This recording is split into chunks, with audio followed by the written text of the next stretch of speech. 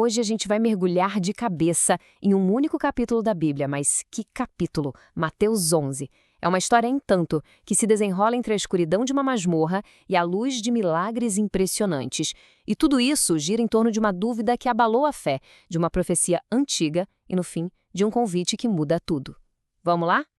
E tudo começa com essa pergunta. O que a torna tão impactante não são as palavras em si, mas quem está perguntando. Não é um cético qualquer nem um inimigo. É João Batista, o homem que dedicou a vida inteira para preparar o caminho para Jesus. A dúvida dele, vindo do fundo da prisão, dá o tom de todo o drama que está por vir. Para a gente entender essa pergunta, a gente precisa enxergar o que João não podia. O contraste absurdo entre os dois mundos. Enquanto Jesus está lá na Galileia, cercado de gente, fazendo milagres, João está definhando, completamente isolado. Ele está na fortaleza de Maqueronte, um prisioneiro de cara com a morte. Um no auge do seu ministério, o outro no fundo do poço. Então, vamos investigar a fundo a origem dessa pergunta tão crucial. De onde é que vem essa dúvida? Para entender, a gente precisa ir até a própria masmorra. A arqueologia, olha que legal, nos ajuda a visualizar isso. Maqueronte não era uma prisão qualquer, não. Era uma fortaleza remota, de um penhasco de rocha preta, olhando para um deserto desolado. Imagina só o silêncio, o isolamento. Fica fácil entender como um ambiente tão sombrio podia alimentar sementes da dúvida na mente de qualquer um, né? Até mesmo na de um profeta. E aqui está o centro do dilema de João, o choque total entre a expectativa e a realidade. Ele era um cara radical, um asceta que comia gafanhotos e mel e pregava fogo e juízo. Ele esperava um Messias que ia chegar derrubando reinos. Mas, em vez disso, as notícias que chegavam na cela dele eram de um Messias que curava doentes e ensinava com mansidão. O Salvador simplesmente não se parecia com o que o profeta tinha imaginado. A resposta de Jesus é brilhante, tanto na simplicidade quanto na profundidade. Ele não dá um simples sim que poderia ser facilmente questionado. Em vez disso, ele aponta para um conjunto de evidências que não dá para negar, as suas próprias ações. Jesus basicamente diz aos discípulos de João: vão lá, sejam meus olhos e ouvidos. Contem para ele o que vocês viram e ouviram. Ele aponta para suas ações. Cada cura, cada milagre era muito mais que um ato de compaixão. Era uma peça de evidência, um sinal que apontava para a verdade de quem ele era. E isso nos leva direto para a profecia. A resposta de Jesus não foi aleatória de jeito nenhum. Era um eco intencional das Escrituras. Ele estava citando, quase que palavra por palavra, as antigas profecias de Isaías sobre a vinda do Messias. Era como uma mensagem codificada para João, dizendo: olha, a prova que você procura não está em poder e fúria, mas o cumprimento da antiga palavra de Deus. Mas aí vem a virada trágica. Diante de uma evidência tão clara, tão esmagadora, a reação do povo não foi de admiração, mas de apatia. E Jesus usa uma analogia cultural super afiada para descrever essa atitude, comparando aquela geração a crianças mimadas fazendo birra na praça. E a analogia é genial. A mensagem de João era tipo uma música de funeral, um chamado sério, urgente ao arrependimento. Mas as pessoas se recusaram a lamentar. Já a mensagem de Jesus era como uma música de casamento, um convite super alegre para o reino de Deus.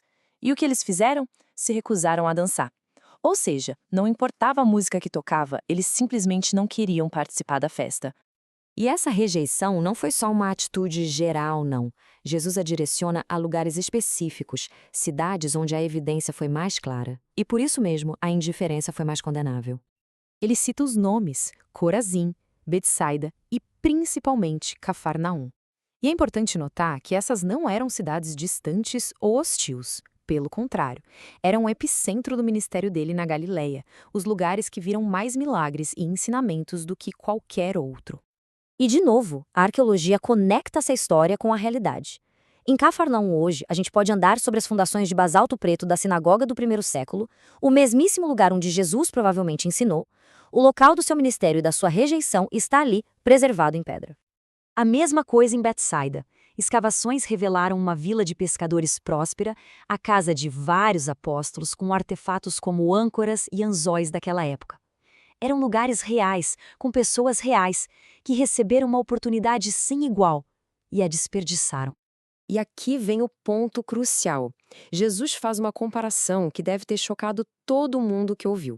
Ele diz que se os milagres feitos em Cafarnaum tivessem acontecido na infame Sodoma, aquela cidade antiga teria se arrependido.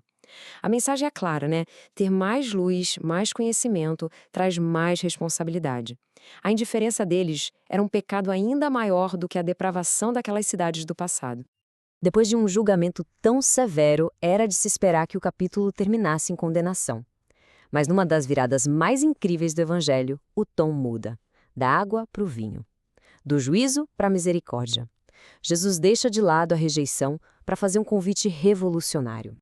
Para entender o convite final de Jesus, a gente precisa decodificar uma palavra: jugo. Para quem ouvia, o jugo da lei era uma metáfora superpoderosa. Se referia ao fardo esmagador de tentar cumprir centenas de regras e regulamentos religiosos para ser considerado justo diante de Deus. Então, quando Jesus oferece um jugo diferente, ele está fazendo uma declaração radical. Ele coloca lado a lado o fardo pesado e exaustivo do esforço religioso humano com o jugo dele. O jugo dele, ele diz, é leve e traz descanso, porque não é baseado nas nossas obras, mas na graça e sabedoria divinas. Mas quem consegue entender isso? Jesus revela aqui um paradoxo divino. Essa verdade revolucionária não é para os sábios e entendidos, aqueles que confiam na própria inteligência ou na própria justiça. Não. Ela é revelada aos pequeninos, os humildes, os quebrantados, aqueles que reconhecem o próprio cansaço e a necessidade de ajuda. E assim, o capítulo chega ao seu clímax com um dos convites mais famosos de toda a história. A gente partiu da dúvida sombria de um prisioneiro, passou pelo julgamento de cidades indiferentes e chegamos a esta oferta universal de descanso. Um convite não para uma vida sem fardos, mas para uma vida com um tipo diferente de fardo, um de graça. A história que começou com a pergunta de um prisioneiro termina com um convite para a liberdade. A questão que fica no ar é: esse convite será aceito?